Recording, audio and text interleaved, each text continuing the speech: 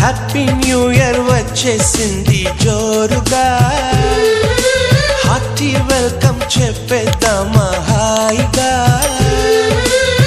కొత్త కొత్త ఊహల్లో తెలిపోటియా, మనసులోని ఆశల్ని పంచుకో బ్రదర్.